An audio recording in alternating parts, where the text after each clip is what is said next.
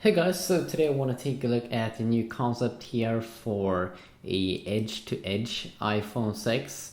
So of course now we have the new iPhones for this year, iPhone 5s and the iPhone 5C, but they didn't bring a bigger display. But as you can see here on this concept, it will bring, or on this concept, it has a bigger display, and we've also been seeing some articles about this that next year it seems that Apple will make a bigger display, and I wouldn't be surprised if they do, because they seem to be doing that every 2 years or so, bumping up the display maybe to 4.5 inch, 4.3 inch display, 4.8 inch even. That would be kind of nice.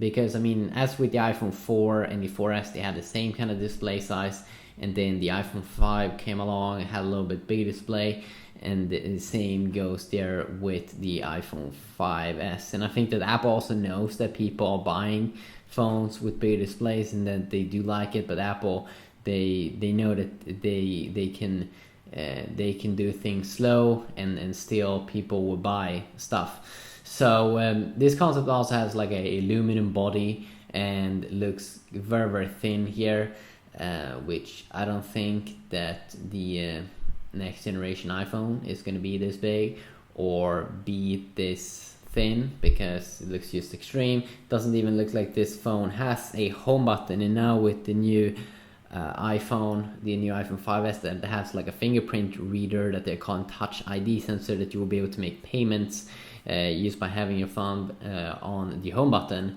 and it will just read it and scan it. I definitely do believe it will still, I mean, Apple will continue to use like the home button, because why would they only have Touch ID sensor in one of their iPhones and then just stop having it? I definitely also do believe that payments, that more people will do payments, because it just will be easier. Many times you try to do a payment and you need your password, and still this will be sort of like a password. Of course it's your hand, but it will be an easier way to make payments into iTunes, and I think that it will work in the App Store, but I can't tell for sure because I haven't got my hands on the device, and I haven't watched the keynote at the moment, so I can't really tell.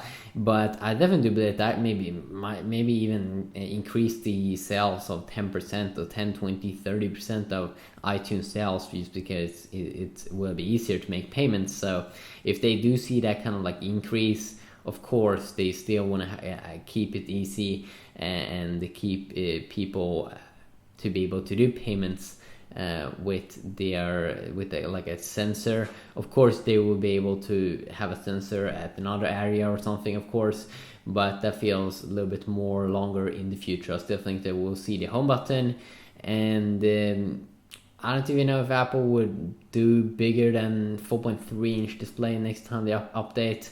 4.5 would maybe very likely. It feels that would be a good step, because Apple have been going from 3.5 and then they went to 4, and then of course with the big display they might want to increase the resolution on the display, and hopefully also that would make so they can stop in a way better battery life, because the iPhone will be bigger. But then of course they don't want to compromise the thickness too much of the device, and Apple doesn't really seem to have been doing that much in terms of battery life. This is something that I definitely want to see more in the future, because they try to do smaller batteries, so you will get a nicer experience, but a longer battery life. I mean, that's what everyone want to have. So I'm not sure about the future in battery technology, but it would be amazing if they come up with a new technology so they can make very thin batteries. Right now batteries are pretty big, so that kind of sucks. But a quick little look here at this concept. May not be the best concept, but still fun. Yeah, have a good day.